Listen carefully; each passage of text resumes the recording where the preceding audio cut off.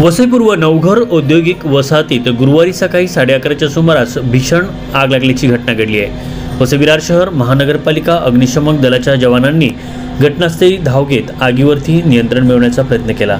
संध्याकाळी 4 वाजेपर्यंत ही आग आटोक्यात आलेली नव्हती। नवघर पूर्व औद्योगिक वसाहतीत गीता इंडस्ट्रियल इस्टेटमधील छापरिया इंडस्ट्रीज या कोरोगेटिव्ह बॉक्स बनवणाऱ्या कंपनीत सकाळी 11:30च्या सुमारास प्रथम आग लागली।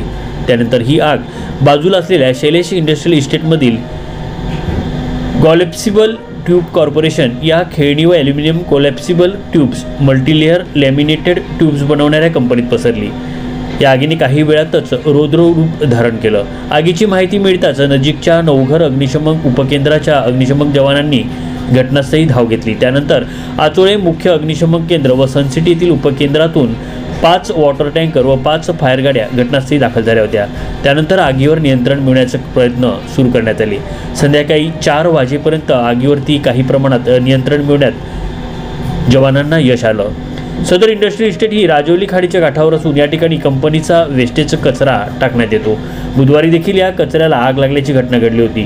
ती आग पूर्णपणे विझली नसल्यामुळे ही आग पुन्हा लागली असल्याचा प्राथमिक अंदाज वर्तवण्यात येत आहे। अग्निशमन केंद्र अधिकारी विशाल शिर्के, भूपेंद्र पाटील, फायरमन नितेश शिरसाट, कुणाल सामोरे, मिलिंद दळवी, दिलीप दांगट व इतर अग्निशमन दलाच्या जवानांकडून आगीवरती नियंत्रण मिळवण्याचे शर्थीचे प्रयत्न सुरू होते।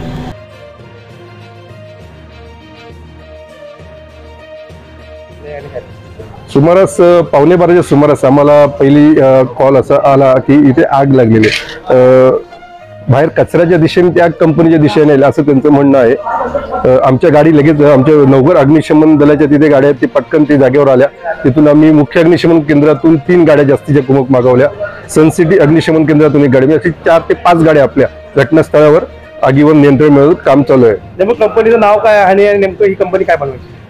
छापरिया इंडस्ट्री, ही बॅक साईडनी जी आग लागलेली आहे तिथून हे फ्रंट साईडला ह्या साईडला आलेले आहे। ते छापरिया इंडस्ट्रीज म्हणून आहे तिथे तर त्यामध्ये कोरोगेटिव्ह बॉक्सेस बनतात त्या कंपनीमध्ये, आणि तिथून ती आग जरा जास्त प्रमाणात भडकत गेली, ती ह्या दिशेने आले। आणि ही आता कंपनी ही कोलॅप्सिबल ट्यूब कॉर्पोरेशन म्हणून ही कंपनी आहे। ती इथे खेळण्या, लहान मुलांची खेळणी, त्यानंतर फर्स्ट फ्लोअरला त्यांचे काहीतरी ट्यूब्स वगैरे रिसायकल होतात, म्हणजे याच्या ट्यूब्स असतात त्या औषधांच्या ट्यूब्स, तर त्याच्यामध्ये आतमध्ये प्लास्टिक आणि अल्युमिनियमची आतमधून कव्हर असतं त्याला, तर त्याच्याने ती आग जरा जास्त अल्युमिनियमचा त्यात संपर्क आला, धातूची आग झाल्यामुळे तिथे हीट वाढली, उष्णता वाढली, तेव्हा पाण्याचे जरा जास्तीत जास्त प्रमाणाला मारावं लागतंय।